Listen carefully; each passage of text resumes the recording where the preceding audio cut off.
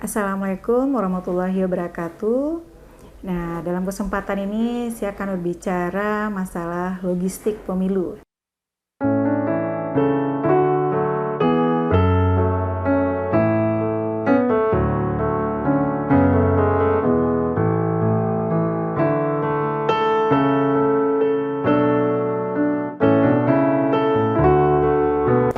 Jadi, baik itu logistik untuk pemilu maupun untuk pemilihan kepala daerah itu mungkin memang sama semuanya. Jadi logistik pemilu ini, ketika kita berbicara masalah logistik pemilu, nah itu kita namanya logistik berarti kita berbicara di situ ada proses ya, ada proses yang dilakukan dalam hal logistik namanya. Jadi di situ ada proses untuk mengelola. Nah, jadi logistik pemilu kita di situ bicara masalah kebutuhan dalam pelaksanaan pemilu. Di situ ada banyak hal yang dibicarakan ketika kita bicara masalah logistik. Nah, di sini logistik itu suatu proses mengelola. Nah, mengelola bagaimana logistik pemilu itu dari mulai penganggaran sampai nanti arus balik itu semua harus tertata sesuai dengan alur dan prosedur yang sudah ada. Nah, berbicara logistik pemilu itu berbicara banyak hal. Nah, diantaranya yang pertama kita berbicara masalah perencanaan. Bagaimana kita membuat perencanaan supaya semua yang dibutuhkan untuk menjalani sebuah pemilu itu memang sudah tersedia ketika itu dibutuhkan. Jadi dalam logistik itu ada namanya tepat waktu, tepat jumlah, dan tepat guna. Nah, di sini itu tidak boleh satu item pun yang terlanggar. Nah, jadi perencanaan. Kita sudah harus merencanakan logistik pemilu itu apa saja yang dibutuhkan. Mulai dari kelengkapan di tingkat TPS, kemudian di tingkat nagarinya, di tingkat kecamatan, sampai ke tingkat kabupaten. Bahkan juga nanti sampai ke tingkat provinsi. Nah, itu semua sudah harus diperhitungkan. Nah, berbicara perencanaan, di sini kita harus merencanakan logistik pemilu apa saja yang dibutuhkan.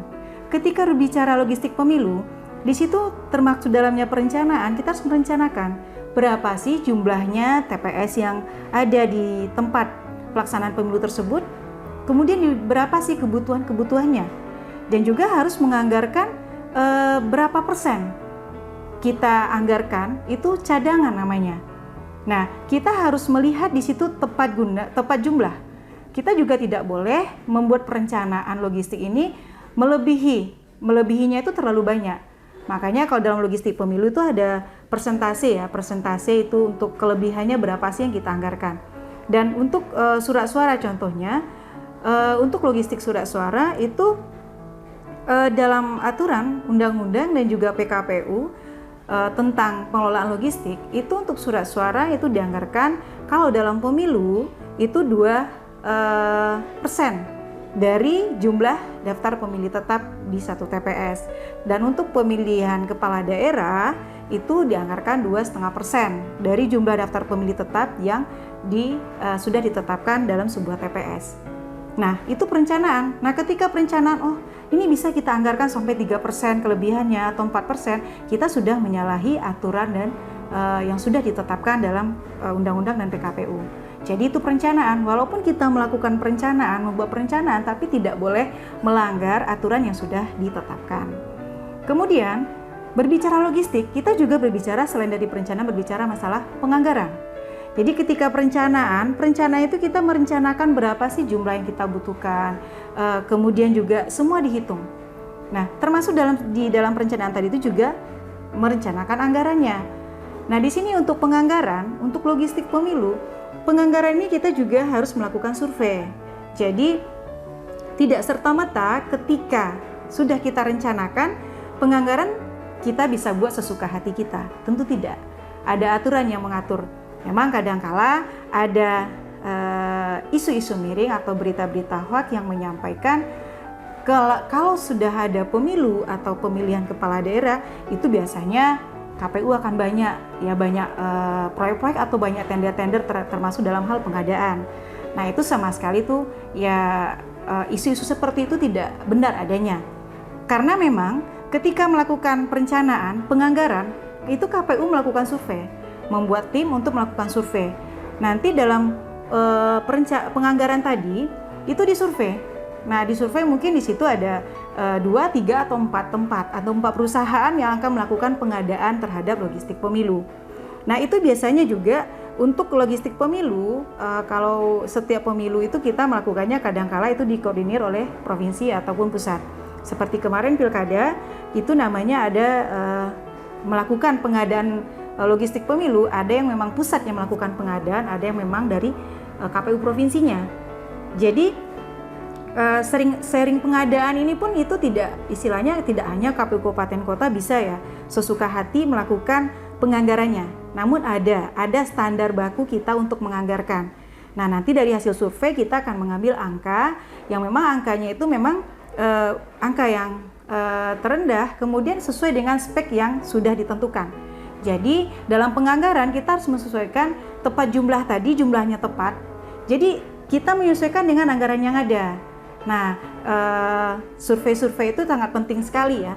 Sangat penting sekali ketika kita melihat karena anggaran KPU sudah ditetapkan. Nah, ketika survei itu anggaran terendah tetapi memenuhi persyaratan yang ada.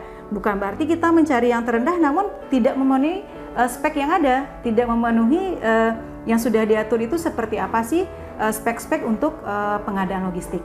Nah, yang pasti kita tidak boleh melakukan pengadaan logistik ini, menganggarkannya itu tidak sesuai dengan spek yang sudah diatur dari peraturan KPU tentang pengelolaan logistik. Nah, kemudian perencanaan sudah, penganggaran sudah. Nah, sekarang di sistem logistik juga melakukan setelah penganggaran ada pengadaan. Nah, pengadaan tadi kita melakukan survei ke beberapa perusahaan yang memang sudah memenuhi persyaratan. Jadi melakukan pengadaan dengan pihak ketiga, kita melakukan survei itu tidak hanya perusahaan yang dirasa perusahaan itu bisa, perusahaan ini bisa. Namun ada standarnya juga, sebuah perusahaan itu bisa melakukan pengadaan logistik, melakukan kerjasamanya dengan KPU. Jadi tidak bisa, itu perusahaan saudaranya, ini perusahaan ini bisa, tidak. Namun itu melihat apakah perusahaan yang bersangkutan itu tuh sesuai dengan standar yang sudah ditentukan dari aturan pengadaan. Nah, kemudian berbicara logistik juga selain dari perencanaan, penganggaran pengadaan, kemudian pengelolaan. Ketika itu sudah semua diadakan, sudah dilakukan kontrak dan barang sudah datang, ketika barang datang, namanya pengelolaan, itu sudah diterima oleh pejabat penerima barang, kita akan mencek apakah barang ini memang sesuai dengan standar atau spek yang sudah ditentukan tadi. Nah, ketika tidak, kita tentu bisa melakukan komplain kepada perusahaan penyedia pengadaan barang tadi. Kita harus menerima sesuai dengan kontrak yang sudah ada, sesuai dengan spek yang sudah kita berikan kepada pihak penyedia tadi. Nah, pengelolaan di sini karena berbicara logistik pemilu itu tidak hanya berbicara masalah item saja. Banyak dalam logistik pemilu yang harus kita kelola. Nah, logistik pemilu diantaranya seperti surat suara, kemudian juga kebutuhan TPS. Nah, kebutuhan TPS dia memang mungkin alat-alatnya itu tidak terlalu dalam bentuk yang besar ya, memang kecil seperti paku, kemudian ada bantalan. Namun di sini dengan sebegitu banyaknya TPS itu merupakan hal yang rumit. Salah dalam perencanaan, salah dalam penganggaran dan pengadaan, ya juga barang yang datang pasti akan salah. Dan ini sangat berpengaruh karena kita untuk melakukan pengadaan logistik ini ditentukan rentang waktu yang tidak terlalu lama. Nah, jadi ketika kita melakukan pengelolaan terhadap logistik yang sudah datang, itu kita harus melihat, kita harus mengatur di satu TPS itu dibutuhkan apa saja. Nah, apakah di satu TPS itu dibutuhkan pena, ada spidol, ada yang namanya paku, alat pencoblos, ada bantalan, ada bilik suara, ada kotak suara, ada juga surat suaranya, kemudian juga ada tinta. Jadi banyak item yang perlu dipertimbangkan. Nah, makanya dari perencanaan sampai pengadaan itu tidak boleh kita melakukan meminimalisir kesalahan lah. Karena memang ketika logistik pemilu ini tidak tepat jumlah, nah itu akan sangat berpengaruh nanti dalam pengelolaannya. Nah, ketika melakukan pengelolaan, siapa saja sih pihak yang berperan dalam melakukan pengelolaan logistik?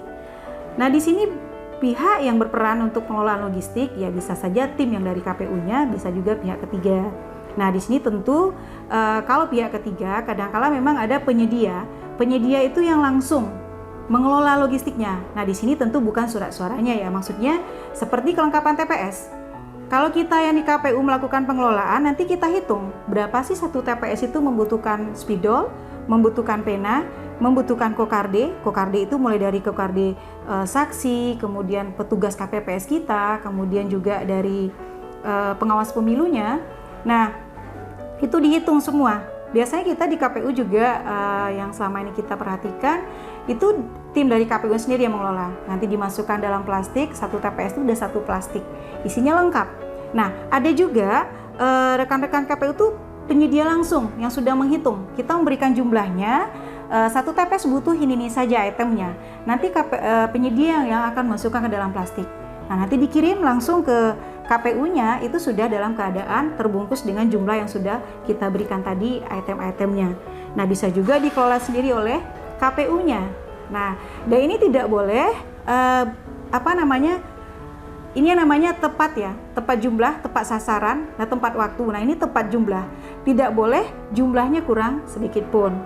Nah, karena ini sangat berpengaruh ketika pelaksanaan pemungutan suara di TPS. Tentu ini akan berpengaruh terhadap proses ketika logistik mereka kurang. Nah, itu kelengkapan di TPS. Kemudian seperti pengadaan yang tadi pengelolaan untuk bilik suara, ini tadi waktu penganggaran perencanaan itu sudah dihitung berapa sih bilik suara digunakan, berapa kotak suara yang kita gunakan, termasuk juga surat suara. Nah, surat suara itu berapa yang kita gunakan, berapa banyak, dan kelebihannya berapa persen satu TPS sesuai dengan aturan yang ada tadi. Nah, terutama bagi kawan-kawan KPU yang mempunyai daerah sulit. Ada daerah sulitnya yang lautan, ada yang perairan. Nah, jadi di situ diperhitungkan pendistribusiannya. Bagaimana keselamatan dari logistik ini sampai ke TPS. Nah, tepat nanti adalah tepat waktu. Pendistribusiannya itu tepat waktu yang diperhitungkan. Apakah sesuai dengan waktu yang sesuai dengan yang diharapkan? Karena waktu kita minimal 1 hari sebelum hari pemungutan suara, logistik sudah sampai di TPS. Ya, kalaupun ada daerah, kadangkala daerah itu baru diambil logistiknya itu pagi hari sebelum pemungutan suara dimulai, mereka ngambil logistik pemilu itu ke Nagari. Namun itu kadangkala juga sudah sampai ke TPS pada saat pendistribusian dilakukan dari kabupaten. Nah, itu karena juga mengingat keamanannya. Jadi ketika pendistribusian, keamanan adalah hal yang paling kita utamakan. Karena selama pendistribusian itu akan dikawal oleh pihak pengaman, ada kepolisian dan juga dari TNI-nya. Nah, itu dikawal dalam satu truk. Kalau misalnya logistik pemilunya untuk satu kecamatan itu ada satu truk, itu satu kepolisian yang ada di dalam truk, ada TNI-nya juga, ada KPU-nya juga. Nah, kalau 2 truk berarti 2 pihak kepolisian, satu truk satu kepolisiannya. Nah, itu perlu dipertimbangkan. Karena inilah hal yang sangat krusial ketika pengamanannya tidak kita perhatikan. Karena selama proses pendistribusian, apalagi terutama daerah sulit dengan transportasi dan geografis daerahnya, itu perlu kita pertimbangkan. Nah, itulah yang masuk dalam perencanaan tadi. Bagaimana sih ketika pendistribusian melalui daerah sulit? Berapa biaya yang kita gunakan? Karena masing-masing moda transportasi itu beda-beda ya sewanya untuk kita melakukan pendistribusian logistik. Dan bagaimana ketika daerah yang memang tidak bisa sama sekali ditempuh oleh kendaraan? Nah, kita menyewa di situ mungkin ya ada buruhnya. Kita mungkin ada masyarakat, ada buruh angkut atau penyelenggaranya sendiri. Nah, itu buruh angkut nanti kita hitung satu orang untuk satu kota itu berapa. Nah, jadi itu yang dilakukan dalam perencanaan. Salah perencanaan nanti salah sampai pendistribusiannya. Nah, itu diperhitungkan. Jadi memang rekan-rekan di KPU sebagai penyelenggara pemilu itulah yang harus mereka pikirkan. Bagaimana sih sampai ke pendistribusian itu aman. Tidak ada satupun yang rusak selama proses pendistribusian. Nah, itu proses pendistribusian. Kemudian logistik pemilu juga berbicara masalah setelah pendistribusian tadi tentu digunakan pada hari yang bersangkutan, pada hari pemungutan suara, nanti kita menghitung lagi arus balik. Jadi logistik pemilu itu tidak hanya sudah sampai di TPS saja. Sudah sampai di TPS dilakukan pemungutan suara, tidak hanya seperti itu. Namun nanti sampai ke proses arus baliknya. Jadi memang rekan-rekan KPU ketika ini juga menghitung kembali, dalam perencanaan tadi itu dihitung berapa sih yang dibutuhkan ketika arus balik itu, berapa transportasinya, biayanya, kemudian keselamatannya. Karena inilah yang paling sangat krusial ketika pengamanannya kurang atau tidak menjadi prioritas. Karena arus balik otomatis itu surat suara sudah selesai dicoblos dan sudah dihitung. Nah, ketika itu tidak diamankan selama proses arus balik, nah inilah yang kadang-kala muncul kecurangan ya dari masyarakat. Oh, ketika arus balik tidak ada pengamanan, bagaimana dengan isi kotak suara, surat suaranya mungkin tahu-tahu sudah ada perubahan segala macam atau isi rekap segala macamnya. Nah, ini yang juga perlu kita pertimbangkan ketika melakukan perencanaan dan penganggarannya tadi. Jadi ketika perencanaan menghitung semua itu dihitung sampai arus balik. Nah, ketika arus balik itu untuk rekan-rekan KPU ya, untuk penyelenggara kita di tingkat KPPS itu mempersiapkan kembali setelah melakukan proses penghitungan suara di TPS, itu dimasukkan semua logistik pemilu ke dalam kotak suara, itu dikembalikan. Nah, dikembalikan ke PPS untuk nanti disampaikan ke PPK untuk rekapitulasi di tingkat kecamatan. Nah, di situ mereka juga melakukan arus balik. Nah, itu kadang-kala daerah sulit, itu kadang di hari yang bersangkutan mereka sampai malam. Itu perlu juga dipertimbangkan bagaimana dengan rekan-rekan penyelenggara di tingkat KPPS-nya. Biasanya mereka akan menjaga dulu logistik pemilu itu sampai bisa besok diantarkan ke PPS. Tapi biasanya itu memang malam itu juga diantarkan, tidak menunggu besok. Jadi hasil perolehan suara pemungutan suara hari itu langsung diantarkan ke Nagari pada malam itu juga. Jadi memang di daerah sulit ini menjadi sangat hal yang perlu kita pertimbangkan karena juga melihat geografis daerahnya. Nah, melalui perairan itu harus dibawa diantar ke PPS untuk disampaikan lagi ke PPK karena rekapitulasi itu adalah di tingkat PPK. Nah, itu kemudian arus balik itu semuanya harus dikembalikan. Itu nanti akan ada tanda berita acara serah terima. Jadi berita acara serah terima ini dari mulai pendistribusian sampai nanti arus balik itu ada berita acara serah terima logistik. Dari KPPS-nya, penyelenggara di tingkat TPS, ke PPS, penyelenggara tingkat Nagari, kemudian ke PPK, itu penyelenggara di tingkat kecamatan. Nah, nanti begitu juga sampai setelah kecamatan selesai melakukan proses rekapitulasi, semua logistik pemilu juga harus sampai kembali ke KPU Kabupaten Kota. Nah, itu diperhitungkan semuanya. Nah, seperti itu dalam hal arus balik yang dilakukan oleh rekan-rekan penyelenggara pemilu. Jadi memang kalau bicara logistik tidak hanya serta-merta kita tuh cuma berbicara masalah peralatannya saja. Oh, di situ termasuk semua mungkin berbicara logistik hanya yang dibicarakan surat suaranya, kotak suara, bilik suara, kemudian paku untuk mencoblos atau tinta. Tidak, tapi berbicara sampai ke proses anggaran yang digunakan berapa, kemudian juga moda transportasi yang digunakan itu apa. Jadi berbicara logistik itu berbicara proses bagaimana penyelenggara pemilu itu mengelola semua kebutuhan yang dibutuhkan pada hari pemungutan suara.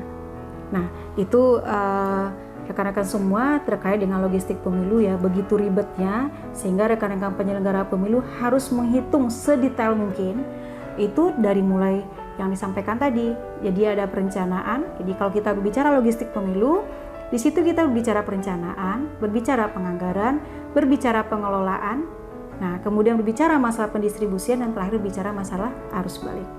Nah, semua logistik pemilu yang disampaikan sampai ke tingkat TPS itu juga harus dikembalikan kembali ke KPU Kabupaten Kota sesuai dengan apa yang sudah didistribusikan dari awal.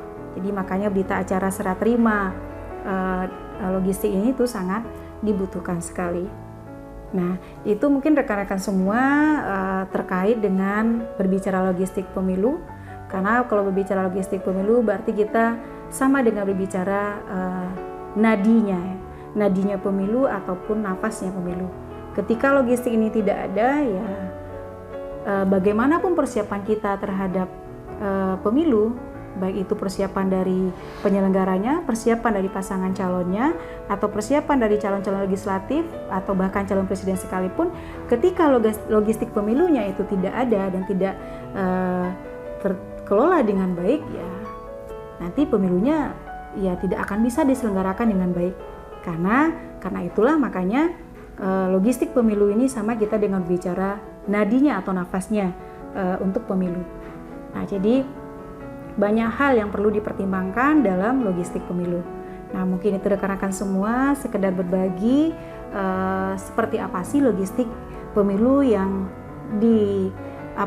yang dipersiapkan ya oleh rekan-rekan kita penyelenggara pemilu. Cukup sekian. Assalamualaikum warahmatullahi wabarakatuh.